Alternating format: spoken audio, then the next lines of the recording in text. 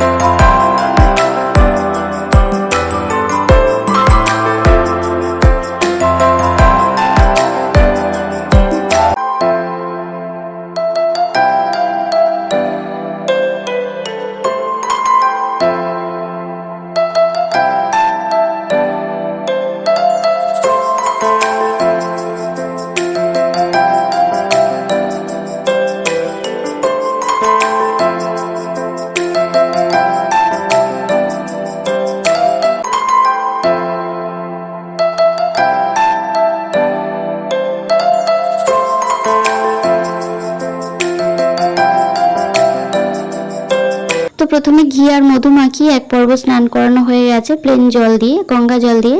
এরপরে ডাবের জল দিয়ে স্নান করানো হবে। তো বাবা এখানে ডাবটা কেটে নিচ্ছে।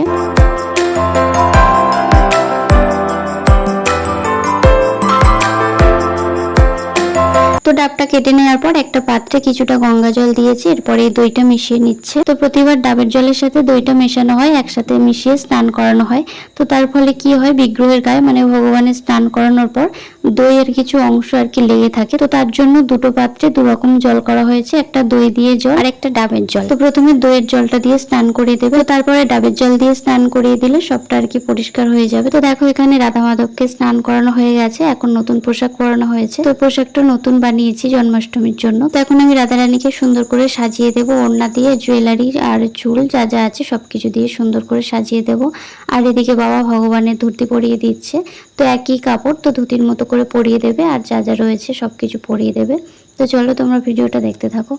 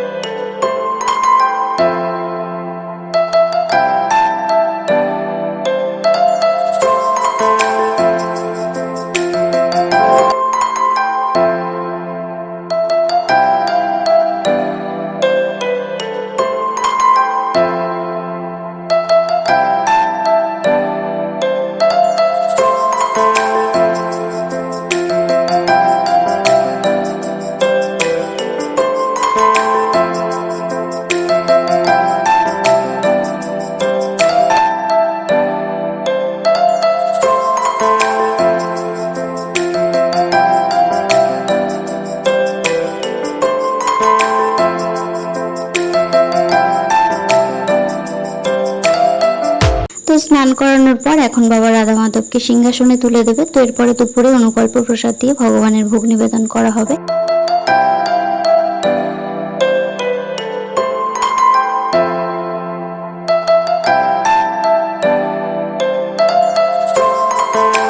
এখন আমি একটা তাল ছাড়িয়ে তালের পাল্পটা বের করে নিচ্ছি তাল ফুলুরির জন্য। তো সন্ধ্যাবেলায় যেহেতু পুজো, তো সন্ধ্যা আরতির পর আর কি ভোগ নিবেদন করতে হবে, তো সবকিছু একটু তাড়াতাড়ি করতে হবে। আর তাল ছাড়ানো, তাল ফুলুরি এগুলো তো অনেকটাই সময় লাগে, তো তার জন্য আর কি সকাল সকাল করে নিচ্ছি।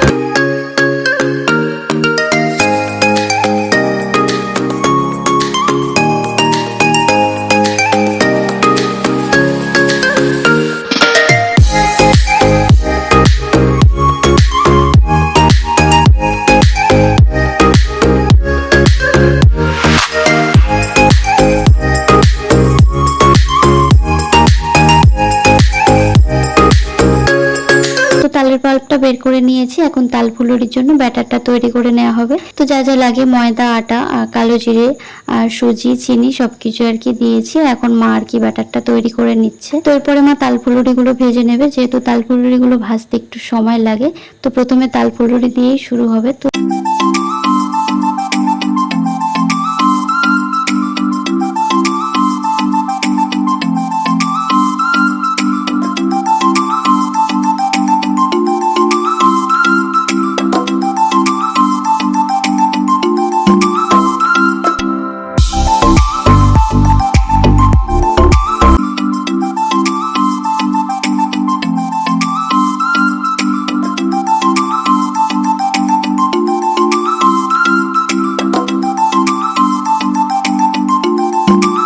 তো কিছুটা তাল ফুলুরি ভাজা হয়েছে আর বাকিগুলো মা ভাজছে। তো এদিকে আমি কয়েক রকমের সবজি কেটে নেব ভাজার জন্য।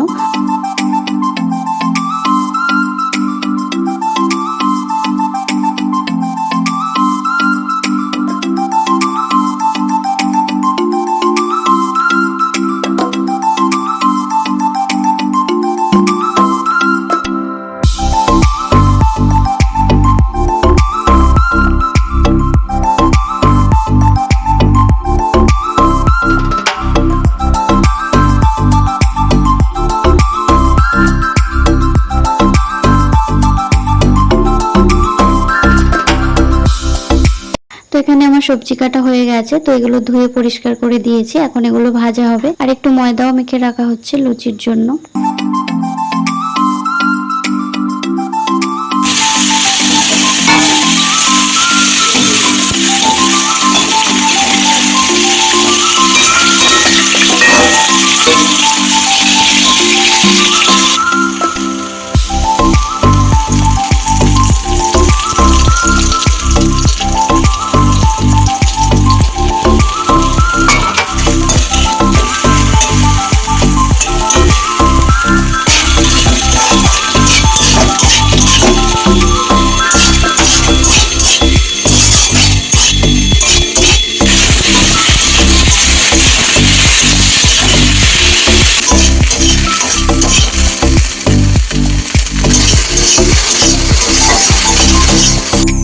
তো সবজিগুলো ভাজা হয়ে গেছে, এখন কিছু লুচি ভেজে নেব।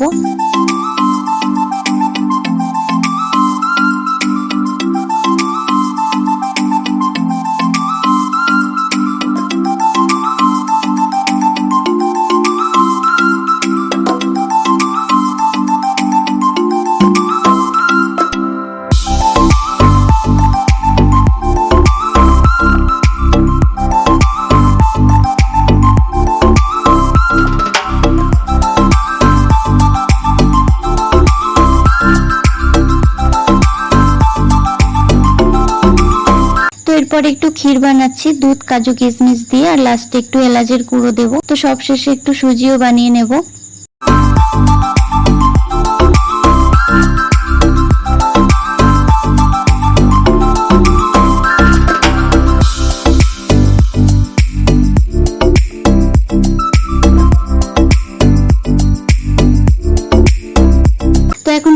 গুছিয়ে নিয়ে মন্দিরে চলে এসেছি আর এখানে কিছু ফলও কেটেছি। তো এখানে রয়েছে লুচি, সুজি, আর রয়েছে তালের বড়া, আর যে ক্ষীরটা বানিয়েছিলাম এটা, আর এগুলো রয়েছে সবজি ভাজা। তো এক একটাতে 3 রকম 4 রকম করে রয়েছে, আর রয়েছে কয়েক রকমের মিষ্টি আর দই। তো এখন সবকিছু প্লেটে সাজিয়ে নেব ভগবানকে নিবেদন করার জন্য। তো বাড়িতে কোনো ব্রাহ্মণ দিয়ে পুজো করা হয় না, আসলে যারা বৈষ্ণব হয় তারা ব্রাহ্মণ দিয়ে পূজা করেন না। তো যে মঠের দীক্ষিত সেই মঠের নিয়ম অনুসারে পুজো করা হয়। তো এই যে সবকিছু প্লেটে সাজিয়ে মন্দিরে তুলে দেওয়া হয়েছে। তো এখন বাবা ভগবানের ভোগ নিবেদন করবে।